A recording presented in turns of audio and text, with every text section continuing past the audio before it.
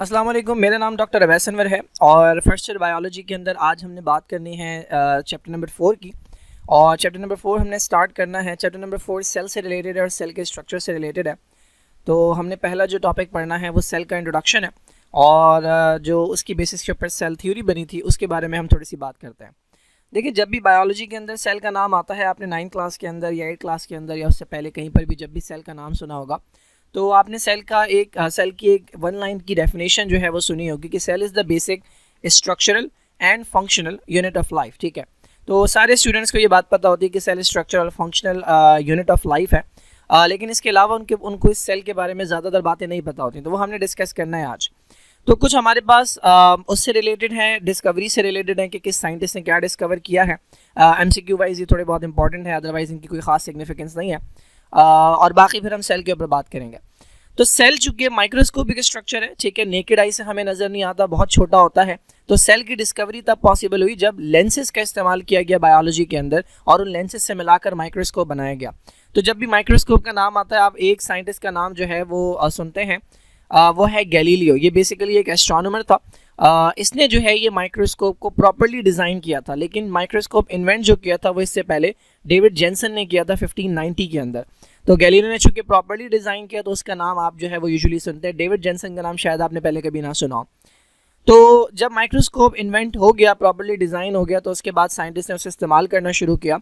तो पहला जो साइंटिस्ट था कि जिसने सेल डिस्कवर किया उसका नाम था रॉबर्ट हुक। पता नहीं वो कौन से पेरेंट्स हैं जो अपने बेटे का नाम हुक रखते हैं। खैर, तो ये जो है ये ऑब्जर्व कर रहा था माइक्रोस्कोप के अंदर स्ट्रक्चर ऑफ कॉर्क।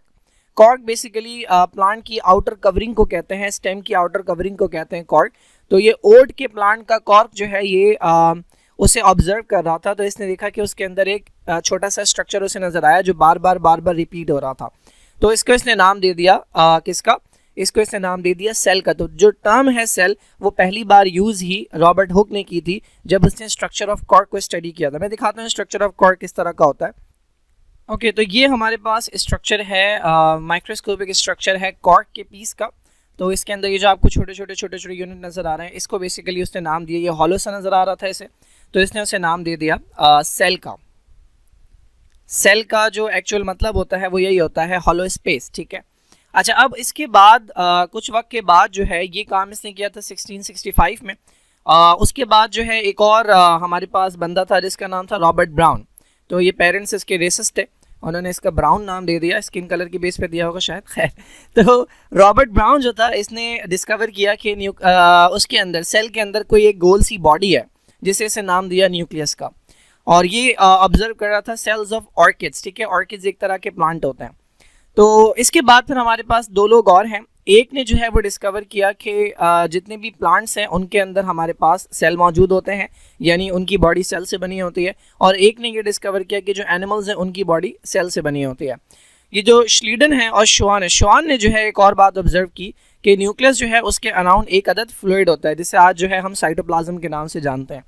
तो ये डिफरेंट एरा के अंदर, डिफरेंट ईयर्स के अंदर डिफरेंट लोगों ने डिफरेंट ऑब्जर्वेशंस की और इसको मिलाकर आज जो है वो सेल की डेफिनेशन क्या बनती है कि सेल एक ऐसा स्ट्रक्चर है जिसके अंदर एक न्यूक्लियस होता है जिसे आप कंट्रोल सेंटर कहते हैं, और वो सराउंडेड होता है बाय सेमी फ्लूइड सब्सटेंस, एक ऐसा सब्सटेंस जो बिल्कुल पानी भी नहीं है और सॉलिड भी नहीं है, सेमी फ्लूइड सब्सटेंस है, और उसके अराउंड एक मेम्ब्रेन होती है। ये याद रखिएगा, ये तीन चीज़ें लाजिम व मलजूम है किसके लिए? सेल को डिफाइन करने के लिए। एक चीज़ क्या है? प्रोटोप्लाज्म। प्रोटोप्लाज्म के अंदर दो चीज़ें आती हैं, न्यूक्लियस और साइटोप्लाज्म।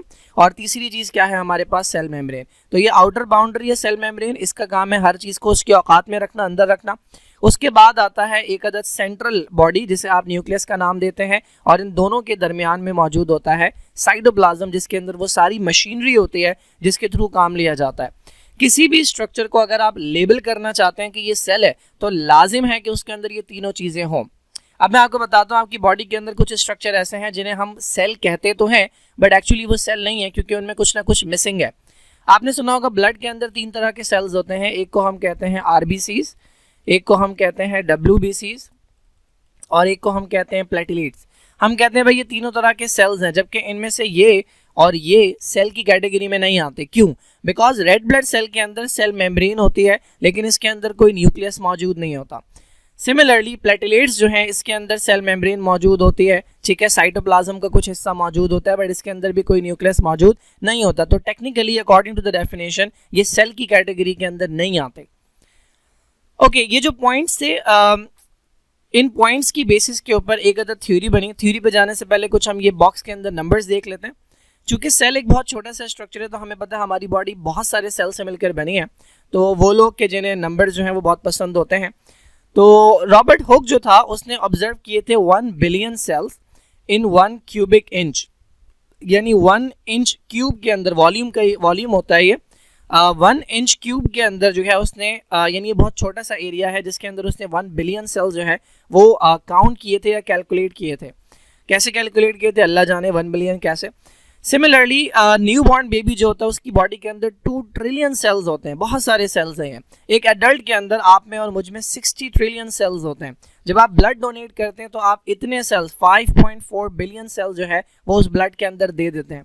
हर दिन इंसान की बॉडी जो है वो अपना 1%, जितने सेल्स हैं, कितने सेल्स हैं एडल्ट में 60 ट्रिलियन, इसका 1% बनता है 600 बिलियन। इतने सेल्स हम रिप्लेस करते हैं, यानी इतने हम जो है वो बॉडी से निकाल देते हैं या मर जाते हैं और उसके बदले इतने नए सेल्स जो हैं वो हम प्रोड्यूस करते हैं। तो ये कुछ नंबर्स हैं, इनमें से कोई जो है वो MCQ वाइज इंपॉर्टेंट हो सकता है। नाउ इन तमाम ऑब्जर्वेशन की बेसिस के ऊपर आई एक अदर थ्योरी, जिसे आप सेल थ्योरी कहते हैं। इसके वही घिसे पिटे 3 पॉइंट्स हैं जो आपने 9th के अंदर भी पढ़े होंगे। तो ये थ्योरी जो है इसके फर्स्ट 2 पॉइंट जो है ये उन्हीं के हैं जिन्होंने डिस्कवर किया था कि प्लांट्स जो हैं और एनिमल्स वो सेल से बने हैं। तो इसमें जो श्लीडन है इसने ऑब्जर्व किया कि प्लांट्स की बॉडी जो है वो सेल से बनी हुई है। डिफरेंट तरह के सेल्स पाए जाते हैं प्लांट की बॉडी में, बट हैं सेल्स। सिमिलरली शॉन जो था ये जोलॉजिस्ट था, जोलॉजिस्ट एनिमल्स को स्टडी करते हैं, तो इसने देखा कि भाई एनिमल्स जो हैं वो भी किससे बने हुए हैं, वो भी बने हुए हैं सेल से। तो इन दोनों ने मिलकर जो है वो सेल थ्योरी के 2 पॉइंट्स जो है वो रखे सामने।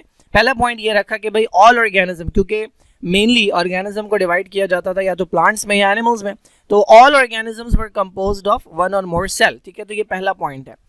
दूसरा पॉइंट क्या था कि सेल जो है वो स्ट्रक्चरल यूनिट भी है, यानी जो भी लिविंग ऑर्गेनिज्म की बॉडी बनी होती है वो सेल से बनी होती है, और फंक्शनल यूनिट भी है, यानी जो काम हो रहा होता है वो भी सेलुलर लेवल के ऊपर हो रहा होता है, सेल के लेवल पे हो रहा होता है। तो cell is the structural and functional unit of life. ये 2 पॉइंट्स इन दोनों ने रखे थे, श्लीडन एंड शॉन ने। अच्छा, इनका आइडिया ये था सेल के बारे में कि सेल जो बनता है वो एक डिनोवो स्ट्रक्चर है, यानी वो खुद ब खुद ओरिजिनेट होता है, यानी वो नॉन लिविंग मटेरियल से, नॉन सेलुलर मटेरियल से बनता है, यानी खुद ब खुद नॉन सेलुलर मटेरियल जो है वो आपस में मिल जाएगा और उससे सेल जो है वो ओरिजिनेट हो जाएगा। तो अगर मैं आपसे पूछूं कि नया सेल बन रहा है मेरी बॉडी के अंदर तो वो कैसे बनेगा, तो श्लीडन एंड शॉन का कहना था कि भाई खुद ब खुद मटेरियल नॉन सेलुलर या नॉन लिविंग मटेरियल जो है वो आपस में जमा होता जाएगा, क्योंकि प्रोटीन्स और कार्बोहाइड्रेट सारे नॉन लिविंग मटेरियल होते हैं। तो नॉन लिविंग या नॉन सेलुलर मटेरियल जमा होता जाएगा और इससे एक सेल जो है वो वजूद में आ जाएगा, यानी सेल जो है वो खुद ब खुद बनता है। It is a de novo structure. ये इन दोनों का ख्याल था, जबकि ये एक फॉल्टी आइडिया था।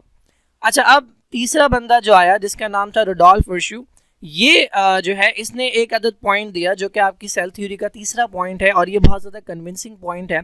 इसने कहा कि जो भाई नए सेल बनते हैं वो सिर्फ तब बनते हैं जब पुराने सेल, प्री एग्जिस्टिंग सेल जो है वो डिवाइड करते हैं, यानी अगर ये एक सेल मौजूद है पहले से, नया सेल तब बनेगा जब ये एक सेल डिवाइड होगा।